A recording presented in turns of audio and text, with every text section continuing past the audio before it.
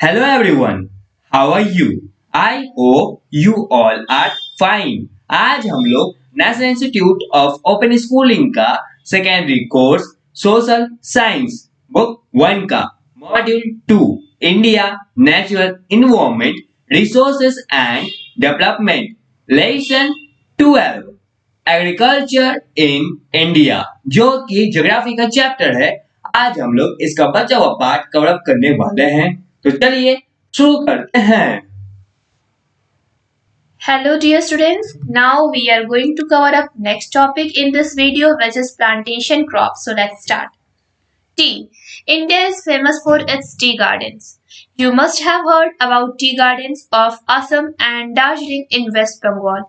It is being said that tea plantation in India was started by the Britishers in 1923 when wild tea plants were discovered by them in the hilly and forest areas of Assam.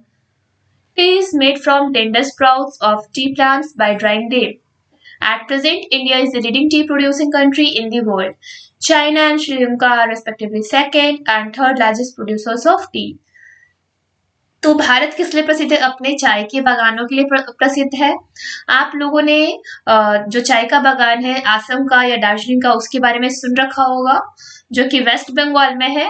और ये कहा जाता है कि ये जो tea plantation है वो भारत में ब्रिटिशर्स के द्वारा 1923 में स्टार्ट किया गया था, जब उन्होंने वाइल्ड टी प्लांट्स को असम के फॉरेस्ट एरियाज में, हिली एरियाज में पाया था।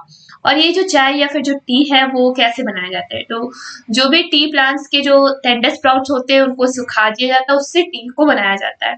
और प्रेजेंट में जो इंडिया है वो लीडिंग टी प्रोड्यूसिंग कंट्री में फर्स्ट में पूरे विश्व में जो चाय का उत्पत्ति का जो पोजीशन है वो किसका है? फर्स्ट में इंडिया का है और सेकंड में चाइना, थर्ड में श्रीलंका का है। ठीक है। Some of the geographical conditions for the growth of area T R S follows. यहाँ पे हम लोग कुछ ज्योग्राफिकल कंडीशंस देखेंगे जहाँ पे टी का ग्रोथ किया जाता है। Temperature, it requires hot and wet climate. कुछ यहाँ पे ज्योग्राफिकल कंडीशंस है, तो हम लोग देख रहे इसको। The ideal temperature for the growth of T bushes and leaf varies between 20 degree Celsius to 30 degree Celsius. If temperature either rises above 35 degree Celsius or goes below 10 degree Celsius, it would be harmful for the growth of tea bushes and leaves.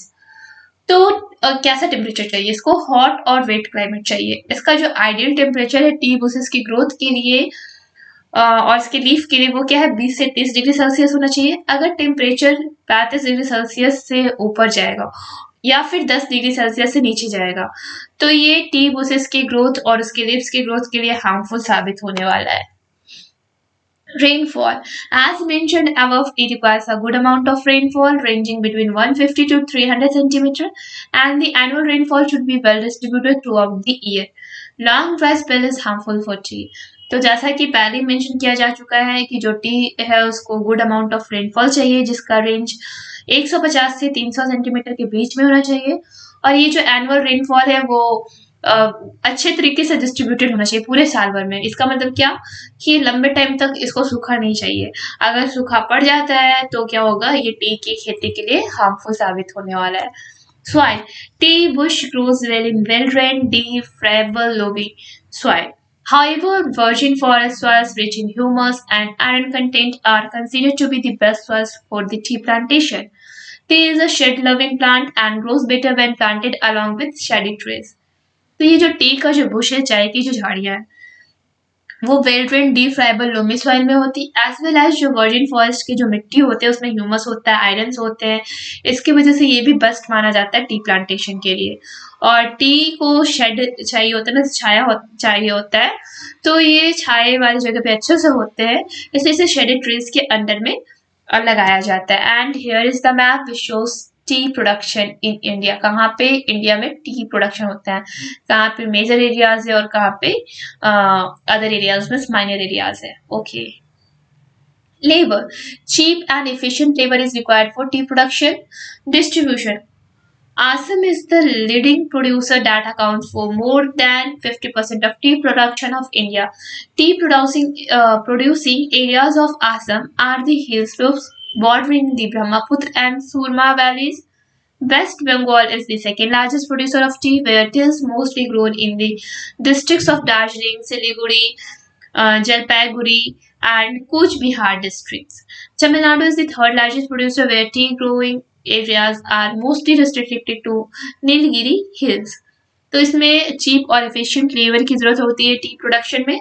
और ये कहाँ पे होते हैं, तो जो आसाम है वो लीडिंग प्रोड्यूसर है, जो कि पूरा टी प्रोडक्शन जो कि इंडिया में होता है उसका 50% अकेला आसाम से आता है। ये जो टी प्रोड्यूसिंग एरियाज है आसाम के, वो हिल स्लोप्स में, जिसका बॉर्डर ब्रह्मपुत्र और सुरमा वैलीज के पास में।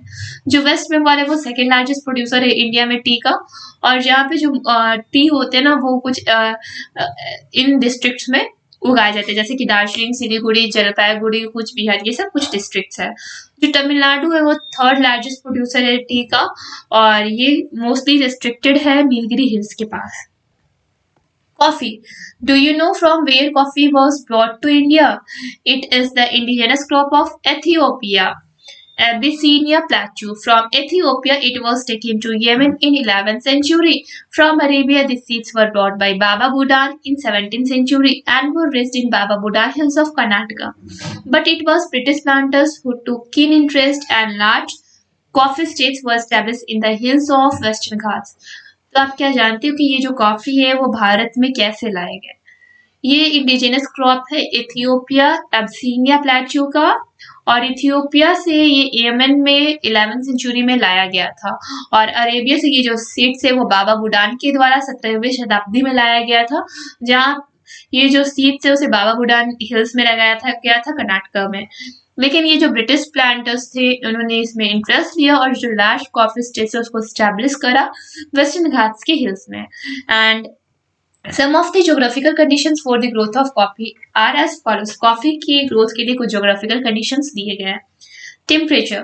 It requires hot and humid climate with temperature varying between 50 degrees Celsius and 28 degrees Celsius. It is generally grown under shady trees, therefore strong sunshine, high temperature above 30 degrees Celsius, frost and snowfall are harmful for coffee cultivation. Dry weather is necessary at the time of ripening of berries. तो इसे hot और humid climate चाहिए जिसका temperature अलग होना चाहिए 15 से 28 degree Celsius के बीच में, और ये जनरली ये भी शेडी ट्रीज के अंदर ही उगाए जाते हैं। इसलिए इसका जो स्ट्रॉन्ग सनशाइन है, जो high temperature above 30 degree Celsius, या फिर जो फ्रॉस्ट और जो स्नोफॉल है, ये सब कॉफी की खेती के लिए हार्मफुल होता है। ड्राई वेदर जो सीजन है वो नेसेसरी होता है बेरीज के राइप होने तक, पकने तक। Rainfall between 150 to 250 centimeters is favorable for coffee cultivation. तो इसे कॉफी की खेती के लिए 150 से 250 सेंटीमीटर तक बारिश की आवश्यकता होती है। Soil. Well drained, rich friable loamy soil containing good deal of humus and minerals like iron and calcium are ideal for coffee cultivation. The soil must be properly manured to retain and replenish fertility and to increase productivity. तो ये पूरी तरह से well drained होना चाहिए, rich friable loamy soil जिसमें अच्छे से ह्यूमस होना चाहिए, मिनरल्स जैसे कि आयरन और कैल्शियम होना चाहिए। ये सब कॉफी की खेती के लिए आइडियल होता है। ये जो मिट्टी है उसमें पूरी तरह से खाददानी होनी चाहिए जिससे उसका जो फर्टिलिटी है वो बरकरार रहे और जिसका जो प्रोडक्टिविटी है वो इंक्रीज करे। Labor. Like tea, coffee cultivation also requires plenty of cheap and skilled labor for various purposes like sowing, transplanting, pruning, plucking, dyeing, grading and packing of coffee. तो चाय की जैसा जो कॉफी कल्टीवेशन है इसमें भी थोड़ा सा स्किल लेबर की जरूरत होती है, चीप लेबर की जरूरत होती है अलग अलग कामों के लिए, जैसे कि सोइंग हो गया, ट्रांसप्लांटिंग हो गया, pruning, plucking, drying, grading, packing of coffee, बस जितने भी इसकी चीज है वो सब में लेबर की आवश्यकता होती है। Distribution. Karnataka, Kerala and Tamil Nadu are the main states of coffee production in India. Bharat में मैंने ये 3 स्टेट्स जो ऐसे है जहाँ पे कॉफी का प्रोडक्शन होता है अच्छे से, कर्नाटक, केरला और Tamil Nadu. Now based on your understanding try to solve and text questions 12.2। Now major challenges faced by Indian agriculture. अब कौन कौन से ऐसे मेजर चैलेंजेस है जो इंडियन एग्रीकल्चर में फेस किया जाता है? If we look at the challenges faced by Indian agriculture, we can broadly group them into two categories. One category belongs to the problems that have been long standing. Second category of problems is new and has been emerging from the prevailing agricultural practices, system, changing climate and economy. Let us discuss the major challenges in detail. अगर हम लोग Indian agriculture की ओर देखें तो उसमें कौन कौन से ऐसे चैलेंजेस है जो इंडियन एग्रीकल्चर फेस कर रहा है, तो हम लोग इसको मेनली दो ग्रुप में डिवाइड करेंगे। एक पहला कैटेगरी एक ऐसा प्रॉब्लम जो बहुत ही लंबे समय से चल रहा है, दूसरा जो कैटेगरी है वो नया है और वो अभी इमर्ज कर रहा है एग्रीकल्चर प्रैक्टिसेस में, उसके सिस्टम में, क्लाइमेट चेंज हो रहा है, इकोनॉमी चेंज हो रहा है। चलिए हम लोग इन प्रॉब्लम को डिटेल्स से स्टडी करते हैं। पहले क्या है, stagnation in production of major crops. Production of some of the major staple food crops like rice and wheat has been stagnating for quite some time. This is a situation which is worrying our agricultural scientists, planners, and policymakers. It is trend continues, there would be a huge gap between the demand of ever-growing population and the production. Nobody wants India to go back to a situation that was prevailing in our country prior to Green Revolution. Try to find out what was the situation during pre-Green Revolution period. तो ये जो production होता है ये एक major staple food crop है, rice और wheat, और ये स्टैग्नेट है, ठीक है, कुछ समय से ये स्टैग्नेट हो रहा है। और ये एक ऐसा सिचुएशन है जहाँ पे जितने भी एग्रीकल्चरल साइंटिस्ट या प्लानर्स जो पॉलिसी मेकर्स हैं उनको ये बहुत ज़्यादा चिंतित कर रहा है। अगर ये चीज़ कंटिन्यू रहा तो यहाँ पे बहुत बड़ा गैप हो जाएगा डिमांड और फुलफिलमेंट में, क्योंकि हमारा जो पॉपुलेशन है वो लगातार ग्रो कर रहा है, तो उस हिसाब से जो डिमांड है वो फुलफिल होने में बहुत बड़ा गैप हो जाएगा। और कोई नहीं चाहता है कि जब भारत में एक जो पहले से सिचुएशन बन गया था प्री रिवॉल्यूशन में, वैसा कुछ यहाँ पे हो। आप ये जानने की कोशिश करो कि कौन सा ऐसा सिचुएशन आया था प्री ग्रीन रिवॉल्यूशन पीरियड के पहले, उस टाइम में, ठीक है, यानी कि ग्रीन रिवॉल्यूशन के पहले जहाँ पे प्री ग्रीन रिवॉल्यूशन था, मीन्स वहाँ पे हरित क्रांति का टाइम नहीं आया था। High cost of farm inputs. Over the years rates of farm inputs have increased manifold. Farm inputs include fertiliser, insecticide, pesticides, HYV seeds, farm labor cost, etc. Such an increase puts low and medium land holding farmers at a disadvantage. तो साल प्रति साल जो भी inputs है खेती के लिए वो उसके दाम बढ़ते जा रहे हैं। जैसे कि फार्म इनपुट्स में क्या क्या हो गया, fertilisers, insecticides, pesticides, high yielding variety seeds हो गए, और जो भी खेती के जो लेबर है उनका दाम बढ़ता जा रहा है। और इस इंक्रीज में जो लो और मीडियम लैंड होल्डिंग फार्मर्स है उनको बहुत ज्यादा नुकसान पहुंच रहा है। Soil exhaustion. On one hand, Green Revolution has played a positive role in reducing hunger from India. On the other hand, it has also led to negative consequences, one of which is soil exhaustion. Soil exhaustion means loss of nutrients in the soil from farming the same crop over and over again. This usually happens in the rainforest. तो जहाँ एक तरफ जो green revolution है वो एक positive role play किया है कि मीन्स इंडिया से वो हंगर को कम कर दिया है, वहीं दूसरी तरफ ये नेगेटिव कॉन्सिक्वेंस को भी लाया है जहाँ पे मिट्टी को पूरी तरह से एग्जॉस्ट कर दिया जाता है। ये जो सॉइल एग्जॉस्शन मतलब क्या होता है कि जो भी सॉइल में न्यूट्रिएंट्स होते हैं उनका लॉस हो जाता है जब किसान सेम क्रॉप को एक ही खेत में अगेन एंड अगेन लगाते हैं, और ये यूजुअली रेन फॉरेस्ट में होता है। Next one is depletion of fresh groundwater. The second major negative consequence of green revolution is depletion of fresh groundwater. You would remember that areas where green revolution was successful, it was due to the use of chemical fertilizers and irrigation. Most of the irrigation in dry areas of Punjab, Haryana and western Uttar Pradesh was carried out by excessive use of groundwater. Today, fresh groundwater situation in these states is alarming. In the coming few years, if this type of farming practice continues, these states are going to face water famine. जो second major negative consequence है green revolution का वो है क्या, जो भी fresh ground water है उनका डिप्लीटेशन हो रहा है, उनका लेवल नीचे जाता जा रहा है। आपको याद होगा जहाँ पे ग्रीन रिवॉल्यूशन सक्सेसफुल हुआ था वो क्यों हुआ था, क्योंकि वहाँ पे केमिकल फर्टिलाइजर्स और इरिगेशन का यूज अच्छे से किया गया था। और ये जो भी ड्राई स्टेट्स है हमारे पंजाब, हरियाणा, वेस्टर्न उत्तर प्रदेश, यहाँ पे इरिगेशन के द्वारा खेती की जाती है, यानी कि यहाँ पे एक्सेसिव यूज किया जाता है ग्राउंड वाटर का। और आज जो फ्रेश ग्राउंड वाटर का जो सिचुएशन है इस स्टेट्स पे वो खतरे के निशान पे आ चुका है। अगर वहाँ पे खेती इसी टाइप से कंटिन्यू रहती है तो वहाँ का जो वाटर है वहाँ पे खत्म हो जाएगा और लोगों को इसके लिए बहुत ज़्यादा इसमें प्रॉब्लम को फेस करना पड़ेगा। Next one is adverse impact of global climatic change. Among various challenges global climatic change in the recent one, it has been predicted that its impact on agriculture would be immense. Since 70% of Indian population is engaged in agricultural activities, you can imagine the consequence of it is predicted that due to climate change, temperature would increase from 2 degrees Celsius to 3 degrees Celsius. There would be increase in sea level, more intense cyclones, unpredictable rainfall, etc. These changes would adversely affect the production of rice and wheat. Specifically, rise in temperature in winter would affect production of wheat in North India. तो इन सब challenges के अलावा जो global climatic change है वो भी एक बहुत बड़ा चेंजेस है हमारे इन्वायरमेंट में, और ये माना जाता है कि इसका जो इम्पैक्ट है एग्रीकल्चर पे वो बहुत बड़ा खतरे वाला है। जो 70% जो इंडियन पॉपुलेशन है वो एग्रीकल्चरल एक्टिविटीज में इंगेज है, और आप इसको अब इमेजिन कर सकते हो कि कितना बड़ा खतरा आने वाला हम लोग के ऊपर। और क्लाइमेट चेंज की वजह से जो टेम्परेचर है वो 2 से 3 डिग्री सेल्सियस बढ़ चुका है, और ये जो सी लेवल या फिर जो इंटेंस साइक्लोन्स हो गए या फिर बिन मौसम के बारिश हो गए, ये भी सब खतरे का निशान है। अगर ये चेंजेस हमारे प्रोडक्शन जो भी राइस और व्हीट के उसको ये अफेक्ट करते हैं, स्पेसिफिकली जो टेम्परेचर राइज हो जा रहा है विंटर में, वो भी जो भी चीजें गेहूं नॉर्थ इंडिया में जिनका प्रोडक्शन होता है उनको भी ये अफेक्ट करता है, नुकसान पहुंचाता है।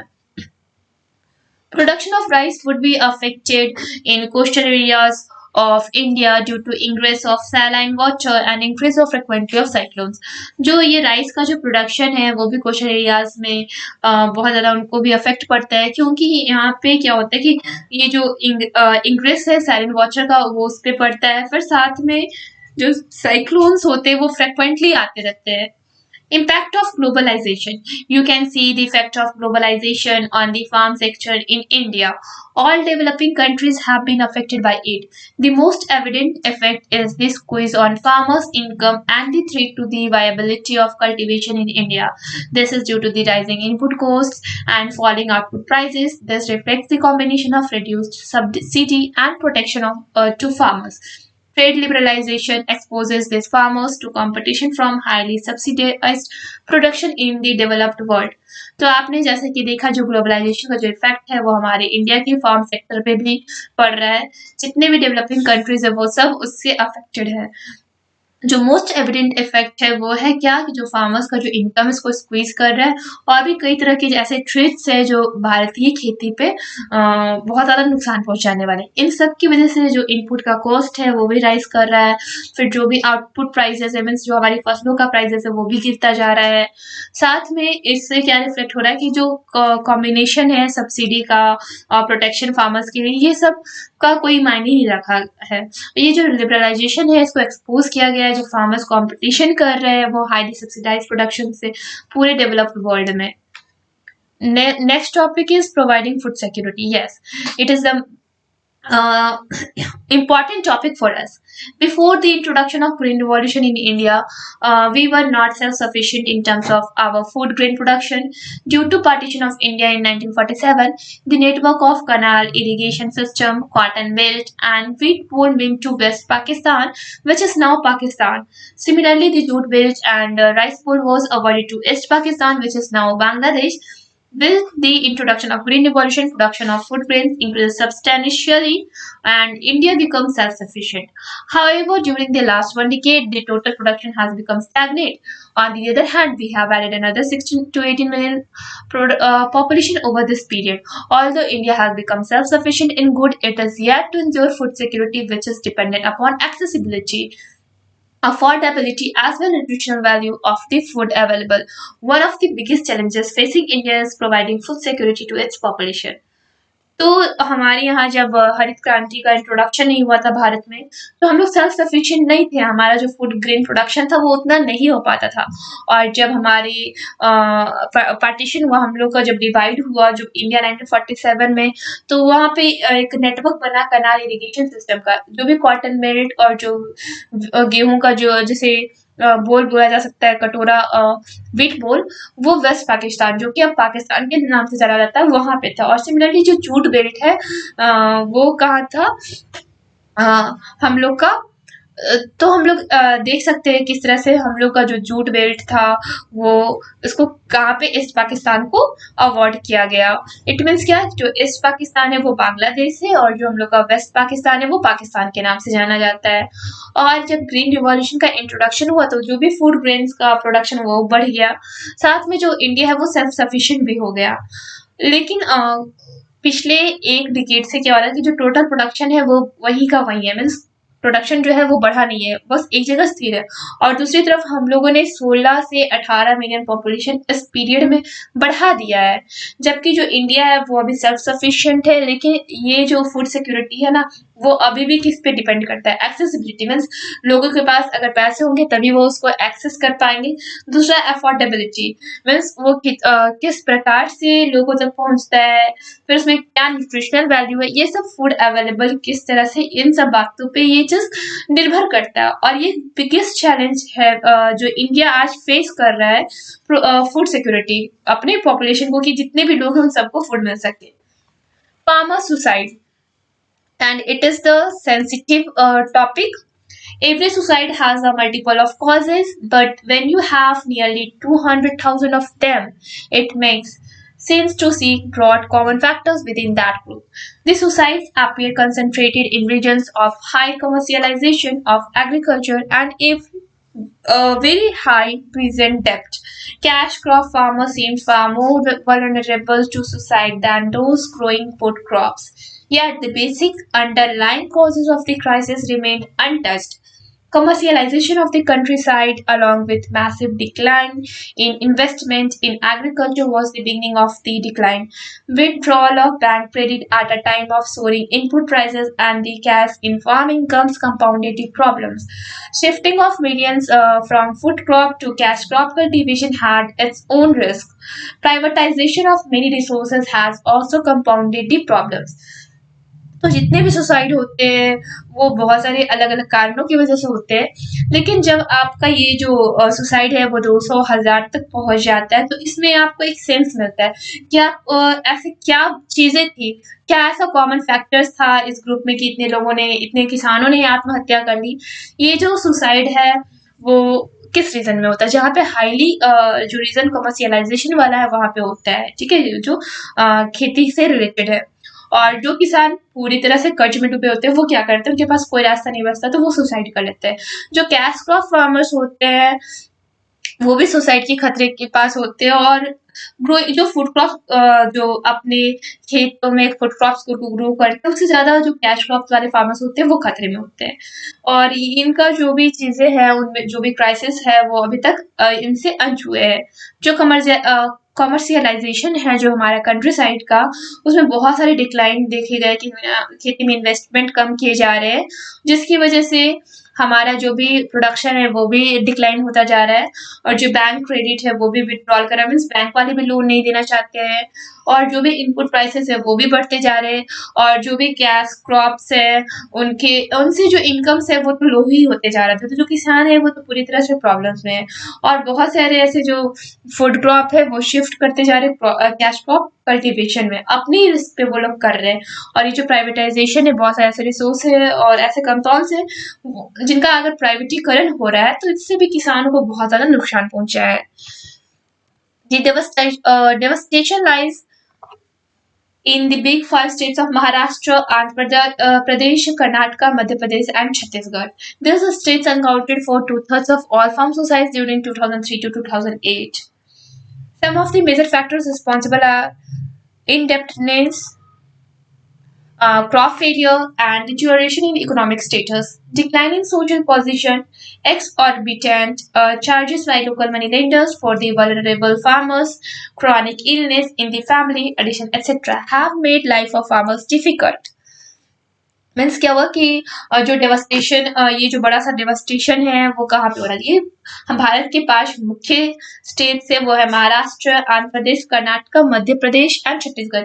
यहीं से ज्यादा जो किसान है वो 2003 से 2008 के बीच में जो 2/3 जो किसान है वो यहीं से आत्महत्या किए हैं ज्यादा। और कुछ मेजर फैक्टर्स जो रिस्पॉन्सिबल है इस आत्महत्या के पीछे वो है कर्ज, फिर दूसरा है कि क्रॉप फेल हो जाता है। तीसरा जो उनका इकोनॉमिक स्टेटस है वो भी गिर चुका होता है। ये जो डिक्लाइन है उनका सोशल पोजीशन में, एक्सॉर्बिटेंट चार्जेस में, वो लोकल मनी लेंडर्स के द्वारा उनको परेशान किया जाता है। जो भी किसान होते हैं वो, और उनकी जो फैमिली होती है वो बीमारियों में डूबी रहती है, और भी कई चीज़ के एडिक्शन होते हैं, जिनकी वजह से जो किसान है उनका जो लाइफ होता है पूरी तरह से बहुत ज़्यादा मुश्किलों से भरा हुआ होता है। इसलिए ये लोग जाके एट लास्ट और फाइनली वो क्या करते हैं कि अपना सुसाइड कर लेते हैं। Now, based on your understanding, try to solve in text questions 12.3. Finally chapter complete हो चुका है और अब आपको इस चैप्टर का सारा इंटेक्स क्वेश्चन और टर्मिनल एक्सरसाइज बनाना होगा। ये है टर्मिनल एक्सरसाइज। सारे इंटेक्स क्वेश्चन का आंसर यहाँ नीचे दिया गया है। पहले खुद से बनाने का प्रयास करें, फिर आंसर की हेल्प लें।